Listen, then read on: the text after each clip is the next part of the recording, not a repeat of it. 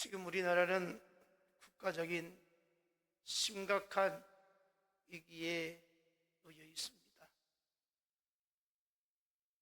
우리가 방송을 통해서 보았듯이 지난 12월 3일 한밤중에 대통령이 해협 선포를 하게 되었습니다.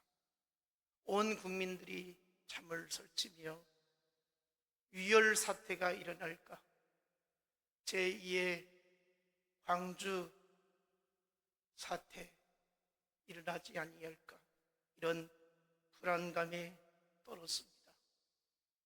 그런데 다행히도 현장 지휘관의 현명한 판단하에 항명을 각오하고 국회의원들을 끌어내지 아니했습니다. 무려 700여 명의 군인들이 특수부대가 출동을 했지만 국가와 국민을 위해서 상부에 복종하지 아니하고 소극적으로 대처를 했습니다. 그래서 다행히 비상계엄이 해제될 수 있도록 그렇게 이루어지게 된 것입니다. 이 모든 것이 이 나라를 사랑하시는 하나님의 은혜였음에 가슴을 쓸어드립니다. 이로 인해서 전국적으로 지금 산발적인 시위가 일어나고 있습니다. 그리고 국회는 어제 오후에 대통령 탄핵 투표를 하였지만 의결 정족수가 되지 않아서 부결되고 말았습니다. 앞으로 이 나라 전국이 어떻게 펼쳐질지 안개 속에 놓여 있습니다. 이런 일련의 상황을 보면서 정치적인 상황에 따라 극명하게 다르게 판단할 수 있습니다. 보수와 진보적인 상황에 따라서, 성향에 따라서 상대가 주장하는 바를 도저히 용납하지 않을 수 있습니다. 하지만 분명한 것은 어떠한 경우에라도 이 땅에 유혈 충돌이 일어나서는 안 되겠다는 것입니다.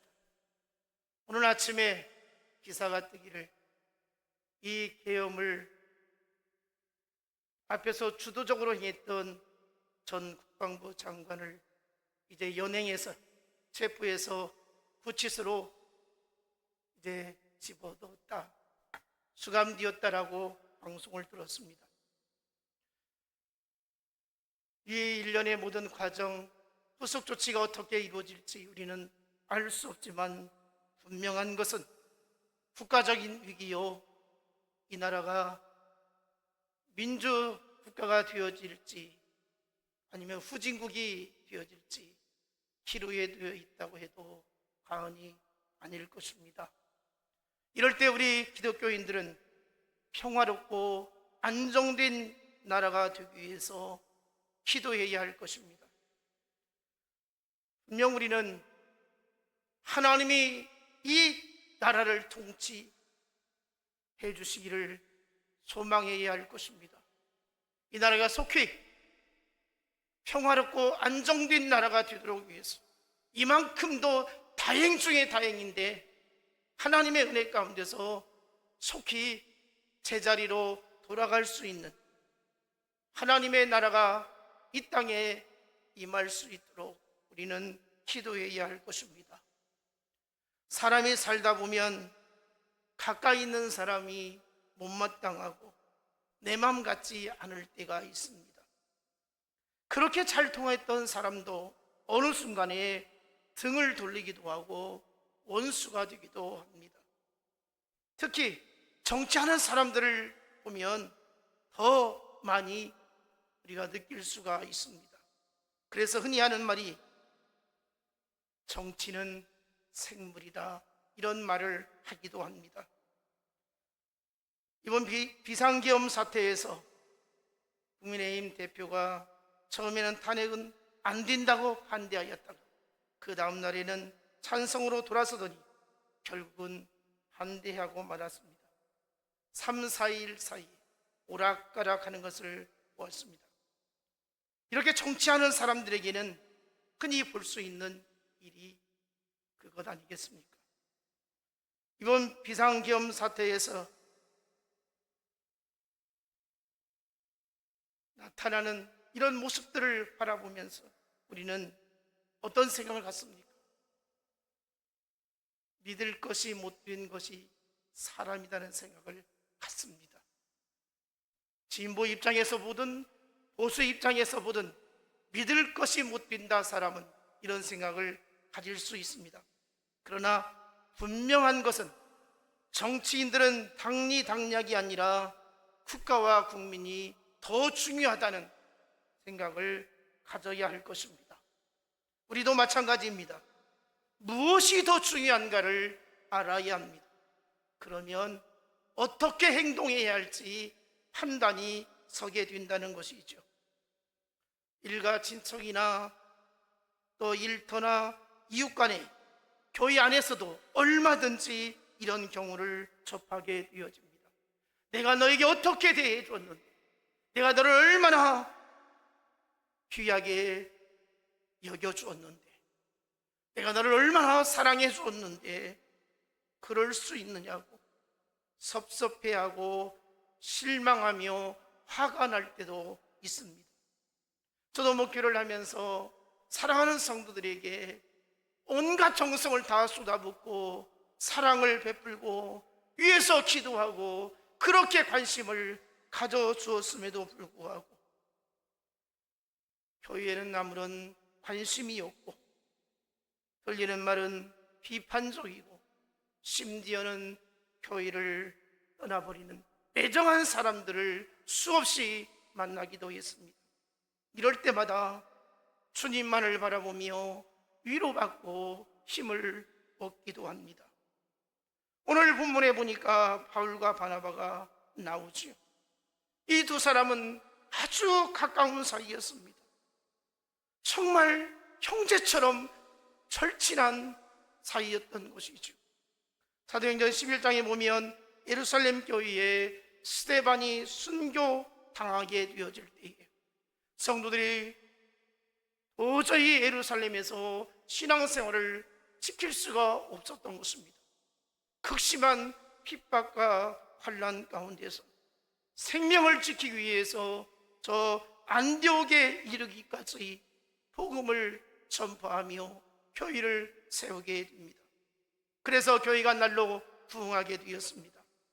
안디옥 교회가 이방인들에게 복음을 전하니 수다한 무리가 돌아왔다는 소식을 예루살렘 교회에서 듣게 되죠. 그때에 교역자를 한 사람 파송하는데 그 사람이 바로 바나바였습니다. 사도행전 11장 24절에 보니까 바나바는 착한 사람이요 성령과 믿음이 충만한 자라 이에 큰 무리가 죽게 더하더라 이렇게 말씀을 하고 있습니다. 신실한 성품이 착한 바나바를 안디옥 교회로 파송하게 되었다는 것입니다. 어떤 사람이 착한 사람입니까?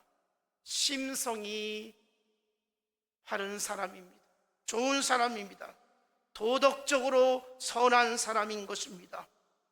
바나바는 분명히 인간적인 성품도 좋았고 영적으로 성령이 충만했던 사람이고 믿음이 충만했던 사람이고 하나님을 지극히 사랑했던 사람이고 사람을 귀하게 여기는 위로의 사람이었던 것입니다. 그래서 교회가 날로 부흥하게 되었고 성장해서 든든히 서가게 되었던 것입니다. 이렇게 교회가 부흥하다 보니까 동역자가 필요했습니다. 그래서 생각한 것이 다메섹 도상에서 부활의 주님을 만나 개종했던 사울이 생각이 났습니다. 그래서 사울을 찾아 길리기아 다소로 가게 되어졌던 것이죠. 사도행전 9장 26절 이하에 보면 사울이 회개한 후에 예루살렘 교회에 가서 사도들과 교제하기를 원할 때에 사도들이 저 무서운 사람을 왜 데리고 왔느냐고, 저 사람이 스데반을 순교당할 때에 그 옆에서 히히 웃으면서 핍박이던 사람이 아니냐고, 저 사람을 큰일 날 사람이라고 거부했던 것이 있었습니다. 그러나 바나바가 아니라고, 이제는 부활하신 예수님 만나가지고 새 사람이 되어졌으니 이 사람과 함께 우리가 하나님의 나라를 함께 이루어야 되겠다고, 이렇게 사정사정을 해서 바나바가 이 사울을 많은 사람들에게 좋은 인식을 갖도록 도와주었던 것입니다. 핍박자 사울이 아니라 이제 의로운 사람이 되어졌다고 그렇게 사울을 좋게 얘기했던 사람이 바로 바나바였다는 것입니다. 그래서 이제 오해가 풀리고 그 이후로 사울은 고향인 다소로 돌아가게 되었던 것입니다. 자, 이제 바나바는 사울과 같이 동역을 하면 하나님의 교회가 더욱 든든해지고 성장하겠구나, 이런 생각에 안디옥으로 데리고 오게 됩니다. 바나바와 사울은 1년 동안 하나님의 말씀으로 성도들을 잘 양육했습니다. 그래서 안디옥 교회가 날로 부흥하게 되어졌고, 많은 사람들에게 그리스도인이라고 하는 이름을 일컬음 받을 정도로 좋은 영향력을 끼쳐서 교회를 든든히 세우게 되었던 것입니다. 바나바와 사울, 얼마나 둘이 콤비가 척척 잘 맞았는지 모릅니다. 사도행전을 보면 사울이라는 이름으로 나오다가 13장 9절에 이르러서 사울이라는 이름 대신에 바울이라고 나옵니다. 사울이나 바울은 같은 사람인데 이름이 다를 뿐입니다. 그 이름의 다름에는 그럴 만한 이유가 있었습니다. 당시 유대인들은 로마식 이름 또는 헬라식 이름을 가지게 되었는데, 사울도 바울이라는 로마식 이름을 가지게 되었던 것입니다. 사울은 이방인을 위해서 복음을 처음으로 전하러 가면서 자기의 이름을 사울이라 말하지 아니하고 바울이라 이렇게 개명을 하게 되어졌던 것입니다. 쉽게 말하면 미국의 선교사들이 이 조선 땅에 올 때에 한국의 이름으로 개명하는 것처럼 그렇게 바뀌어졌다는 것입니다. 어쨌든 바울은 바나바를 통해서 이방인을 위한 복음 전도자로 나서게 되어진 것입니다. 바울은 하나님의 사도로 부름을 받아서 오직 복음만을 이방 땅에 전하기 위해서 그의 목숨까지도 아끼지 않을 정도로 헌신적인 하나님의 종이 되어졌던 것입니다. 이렇게 바울이 하나님의 일을 힘있게 감당할 수 있도록 도와주었던 은인이 바로 바나바였다는 것입니다. 그리고 안디옥 교회가 크게 부흥하게 되어서 선교사를 이제 파송하게 되었는데, 바나바는 바울과 함께 전도 여행을 파송받게 되어지는 것입니다. 이 두 사람은 약 2년간의 1차 전도 여행 기간 동안에 여러 지역을 다니면서 복음을 전하게 되었습니다. 바울과 바나바는 생사구락을 함께 나누면서 갖은 핍박과 갖은 그 고난 가운데서 함께 힘을 얻으며 복음을 전하게 되어졌던 것입니다. 그래서 복음의 열매가 여기저기 지역마다 나타나게 되어졌던 것이죠. 바울과 바나바는 이렇게 1차 전도 여행을 성공리에 마치게 되어집니다. 그 이후로 문제가 생겼습니다. 오늘 본문 36절, 며칠 후에 바울이 바나바더러 말하되 우리가 주의 말씀을 전한 각성으로 다시 가서 형제들이 어떠한가 방문하자 하고, 바울은 1차 선교 여행 중 복음을 전해준 여러 지역의 성도들의 신앙 성장을 보고 듣고 살피고 또 가꾸고 싶었던 것이 제2차 선교 여행의 목적이었습니다. 우리가 전도한 형제들의 신앙이 얼마나 성장하고 있는지, 하나님을 잘 믿고 있는지, 또 시험에 들지는 않았는지 신앙을 체크해 보자는 것이었습니다. 그래서 함께 가기를 원했던 것이죠. 그런데 본문 37절을 보면 바나바는 마가도 데리고 가자고 이렇게 제안을 하게 되어집니다. 그런데 바울이 생각지 못한 답변을 합니다. 지금 바울의 입장에서는 1차 전도여행했던 그 교회들을 돌아보면서 신앙생활을 체크하자고 했지만 바나바는 마가도 함께 데리고 가자 이렇게 제안을 하게 되어질 때에 바울이 전혀 예상하지 못한 말을 하는데 그것이 무엇이었는가? 본문 38절, 바울은 밤빌리아에서 자기들을 떠나 함께 일하러 가지 아니한 자를 데리고 가는 것이 옳지 않다 하여. 바울과 바나바는 1차 전도여행 때 마가를 함께 데리고 갔었는데 그가 그만 전도여행 중간에 어떤 이유인지 몰라도 전도를 포기해버리고 집으로 돌아가게 되었던 것입니다. 바울과 함께 동행했으면 죽든지 살든지 끝까지 함께 했어야 하는 것이 바울의 심정이었습니다. 이것을 바울은 생각을 했던 것이죠. 그렇게 무책임한 사람을 데리고 가다가 무슨 낭패를 당할지 모르는데 어떻게 또 그 사람을 데리고 가자고 하냐고, 나는 더 이상 마가를 믿지 못하겠다고 강력하게 거부하게 됩니다.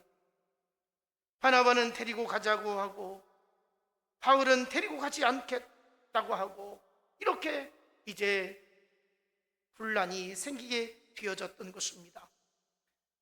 마가는 사적으로 바나바의 조카이기도 하지만 1차 전도여행에서 한번 경험했기 때문에 그래도 괜찮지 않겠냐고 바울을 설득을 시키고 이해를 시키려고 힘을 쏟았습니다. 그러나 바울의 생각은 완강했습니다. 절대 안 된다는 것이었습니다. 바나바는 그렇게 마가가 문제가 되겠느냐고, 그런 나쁠 것이 아니라고 잘 생각해 보라고 바울을 그렇게도 사정을 하고 애원을 해도 바울은 단호하게 거절을 하게 되었던 것입니다. 그래서 바울과 바나바는 이제 충돌을 심하게 하게 되었고 이제는 갈라설 수밖에 없게 되어진 것입니다. 어찌 보면 마가를 데리고 가는 문제는 그리 큰 문제가 될 수 없었습니다. 대단한 문제 아닙니다. 문제를 크게 만든 사람은 다름 아닌 바울일 수도 있습니다. 지금까지 바울이 선교 사역을 힘있게 감당할 수 있었던, 도와줬던 사람이 바로 바나바였습니다. 어떻게 바나바가 그렇게 자기를 길을 열어주었는데 이렇게 배신할 수 있는가? 한 발도 양보하지 아니하고 절친 사이를 이렇게 깨버릴 수 있겠는가 하는 섭섭함은 이루 말할 수 없었을 것입니다. 자, 우리는 이런 상황을 보고 누가 잘하고 누가 잘못했는가 판단을 할 수 있겠습니까? 먼저 바울이 참 너무했다, 좀 양보해 주지, 바울이 바나바에게 받은 은혜가 얼마나 큰데 이렇게 생각할 수 있습니다. 그러나 바울 입장에서 보면 복음을 전하는 데 있어서 마가를 데리고 갔다가 또 무슨 일을 당할지, 낭패가 되어지면 어찌할까 염려가 컸던 것입니다. 여러분, 우리가 삶을 통해서 이런 갈등이 찾아올 때가 있습니다. 항상 나만 생각하면 내 말이 다 옳습니다. 그러나 상대방의 입장에서 생각하면 또 다를 수도 있다는 것입니다. 바울이 옳고 바나바가 틀릴 수 있습니다. 반대로 바울이 틀렸고 바나바가 옳을 수 있습니다. 여러분, 우리가 일상에서 관용과 원칙 사이에 갈등을 갖지 않습니까? 이렇게 할까 저렇게 할까, 이렇게 하면 좋을지 저렇게 하면 좋을지 난감할 때가 수없이 있지 않습니까? 이럴 때 무엇이 더 유익이 될 것인가? 어떻게 하는 것이 하나님 나라를 이루어갈 것인가를 생각해야 할 것입니다. 다른 데는 몰라도 교회에서는 잘못이 있어도 용납하는 것도 있어야 하고, 또 한편으로는 교회가 원칙이 있어야 합니다. 어느 한쪽으로 절대적이면 항상 문제가 생깁니다. 어떻게 하든 교회에 유익이 있어야 되는 것입니다. 그렇다면 오늘 우리가 관용해야 할 부분은 무엇인가? 그리고 원칙을 지켜야 할 부분은 무엇인가? 결국 내 자신의 문제인 것입니다. 우리는 십자가의 신앙을 가지고 있습니다. 십자가의 신앙은 무엇입니까? 내가 십자가를 지는 것입니다. 내가 죽어지는 것입니다. 십자가의 신앙은 내가 죽어서 해결될 것 같으면 얼마든지 십자가를 지고 가야 한다는 것입니다. 여러분, 주님의 몸된 교회를 섬기면서 나 한 사람 죽어져서 교회가 세워진다면 결코 죽어져야 한다는 것입니다. 개인과 개인 문제는 나 하나 죽어지면 해결되지만 공동체는 원칙이 무너지면 질서가 무너지기도 합니다. 그래서 우리는 어떤 문제가 생겨도 내가 죽어서 해결될 것인지, 원칙을 세워야 교회가 바로 서게 될 것인지, 이런 지혜가 필요하다는 것입니다. 바울과 바나바는 아무리 싸우고 서로 갈라섰지만 인간관계는 단절하지 아니했다는 것입니다. 우리는 어떤 사람과 싸우면 어떻습니까? 당신 같은 인간과 다시는 상대하지 않겠다, 이렇게 말을 합니다. 그리고 비난하게 되죠. 다시 보지 않을 것 같이 합니다. 그러나 바울과 바나바의 경우는 그렇지 않았다는 것입니다. 그 후에 바울은 여전히 바나바를 향해서 나의 동역자라 이렇게 인정하고 일컬었던 것을 성경은 말씀하고 있습니다. 바울은 바나바를 여전히 하나님이 쓰시는 사람이라고, 하나님 나라에서 자기와 함께 일할 동역자라고 이렇게 여겼다는 것입니다. 그들은 다름에도 불구하고 사명을 포기하지 않았음을 알 수 있습니다. 본문 39절 40절 보면 서로 심히 다투어 피차 갈라서니 바나바는 마가를 데리고 배 타고 구부르러 가고, 40절 바울은 신라를 택한 후에 형제들에게 주의 은혜의 부탁을 받고 떠나. 바나바는 마가를, 바울은 신라를 데리고 선교 여행을 떠나게 되어졌다는 것입니다. 둘이 심하게 다투고 그냥 이것이고 저것이고 복음이고 무엇이고 간에 이제 끝났다라고 집어 팽개치지 아니했다는 것입니다. 여러분, 우리가 주의 일을 감당하면서 수없이 그런 생각 들지 않습니까? 사람 때문에 이것저것 다 집어치우고 싶은 생각이 수없이 들지 않습니까? 한 해를 돌이켜 보십시다. 얼마나 신앙생활에서 이런 일이 많이 있었습니까? 인간관계 속에서, 성도들과 관계 속에서 수없이 이런 일들을 우리는 겪고 있지 않습니까?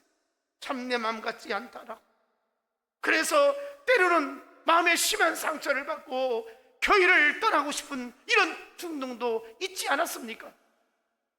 오늘 우리가 이제 한 해를 마무리하면서 바울과 바나바가 심히 다투었지만 이들은 복음이라고 하는 것이 너무나도 귀하고 소중하기 때문에 포기할 수가 없었던 것입니다. 오히려 이들은 갈라져서 다른 지역으로 복음을 들고 나가게 되어졌을 때에 선교의 역사는 더 놀랍게 나타나게 되어졌고 넓게 전파되어졌던 것을 볼 수가 있습니다. 본문 41절 보면 수리아와 길리기아로 다니며 교회들을 견고하게 하니라. 적어도 바울과 바나바에게는 이런 원칙이 있었습니다. 우리가 서로 다투고 갈라서지만 하나님의 위대한 사역에는 결코 소홀함을 가져서는 안 되겠다는 것이었습니다. 중요한 것은 이 두 사람이 나중에 화해를 하게 되었다는 것입니다. 서로 귀하게 여겨주었다는 것입니다. 성경에는 분명 화해의 장면이 밝혀져 있진 않지만 그 후에 마가와 바울의 만남을 통해서 이들의 관계가 다시 회복되어졌음을 알 수가 있습니다.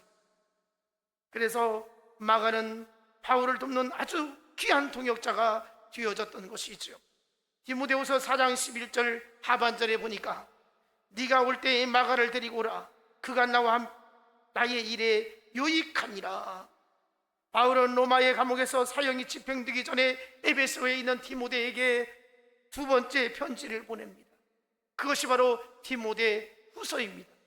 이 편지를 쓰면서 바울은 디모데에게 마지막으로 몇 가지 부탁을 합니다. 그 부탁 가운데 하나가 마가를 함께 데리고 와라, 이렇게 말합니다. 자기가 언제 이제 죽을지 모르는 그런 상황에서 지난날의 사역을 되돌아보는 가운데 마가를 생각을 하게 되어졌던 것입니다. 그래서 마가를 내게 데려오라고, 마가는 내게 유익한 사람이었다라고 이렇게 말하고 있습니다. 마가는 제1차 전도여행 때 견디지 못하고 중도에 떠나버렸고, 그로 인해서 2차 전도여행 때에 그렇게 절친했던 바나바와 갈라서게 되었던 장본이지만 바울은 마가를 보고 싶었던 것입니다. 이제 겨울이 다가고 인생의 마지막에 가까이 오자 바울은 마가와의 일을 되새기면서 내가 마가와 함께 해야 되겠다, 이 생각을 가지게 되었던 것입니다. 얼마나 바울의 마음속에 마가의 마음을 아프게 했던 것이 기루었던지 모릅니다. 그래서 디모데에게 마가를 꼭 데리고 와달라고 부탁을 하는 것이죠. 또 그를 격려해주고 싶었던 생각도 있었을 것입니다. 여기서 우리가 마가의 입장을 한번 생각해 보면 좋을 것 같습니다. 이럴 때 어떤 생각이 들겠습니까? 우리 같으면 언제는 쓸데없다고 버리더니 이제 와서 도와달라고 달면 삼키고 쓰면 뱉어버리는 아주 몹쓸 사람이었다라고 거절하고 말았을 것입니다. 충분히 우리는 그렇게 할 수 있습니다.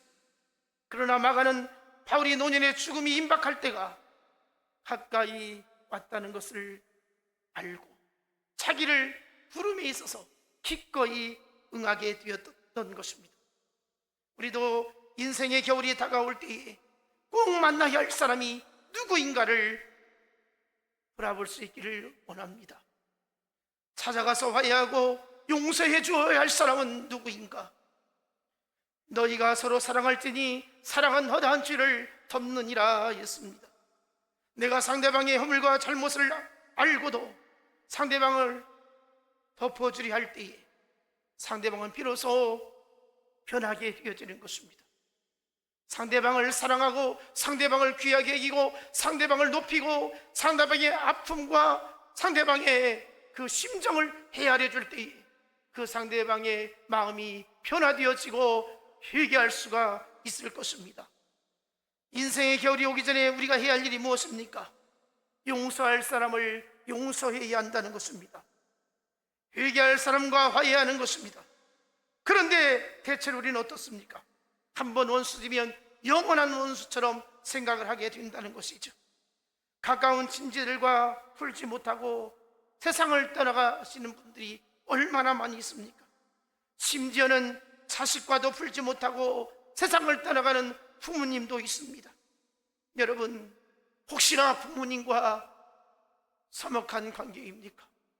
아니면 자녀들과 서먹한 관계입니까?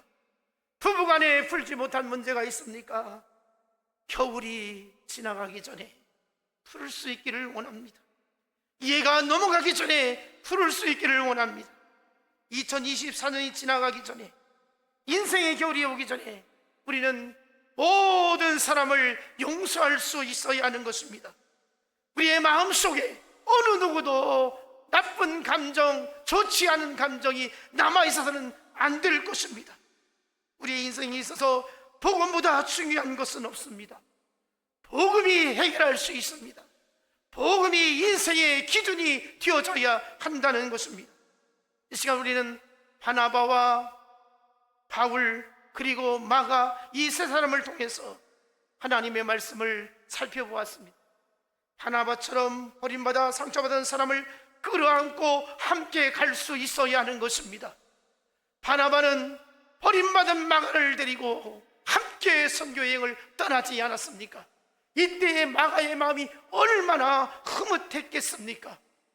바울에게는 버림받았지만 바나바가 자기를 챙겨주고 자기를 품어주고 자기와 함께하는 이 사랑에 마가는 탐복했을 것입니다. 우리가 이렇게 바나바처럼 누군가가 상처받았다면 그 상처받은 사람을 품고 함께 갈 수 있기를 바랍니다. 바울처럼 책임감 있고 사명 앞에서 흔들림이 없는 복음을 위해서라면 그 무엇과도 타협할 수 없고 복음이 그 무엇보다도 앞서야 한다라고 이렇게 얘기했던 바울처럼 하나님의 나라와 그 복음을 위해서 우리가 힘있게 나아갈 수 있기를 축복합니다. 마가처럼 그 어떤 것에도 상처받아 낙심하지 아니하고 용서하고 다시 관용을 베풀고 사랑의 마음으로 응했던 것처럼 우리가 어떤 상황에서도 어떤 상처가 있어도 사랑의 마음으로 다가갈 수 있기를 바랍니다. 복음으로 승리하시기를 바랍니다. 이렇게 살아갈 때에 주님의 몸된 교회는 날로 부흥하고 여러분의 가정과 여러분의 일상이 하나님의 은혜 가운데서 놀라운 부흥의 역사가 일어나게 될 줄로 믿습니다. 우리 진실교회가 이렇게 바나바와 바울과 마가와 같은 이런 성품을 가지고 주의 몸된 교회를 든든히 세워가게 되어지기를 주님의 이름으로 축복합니다.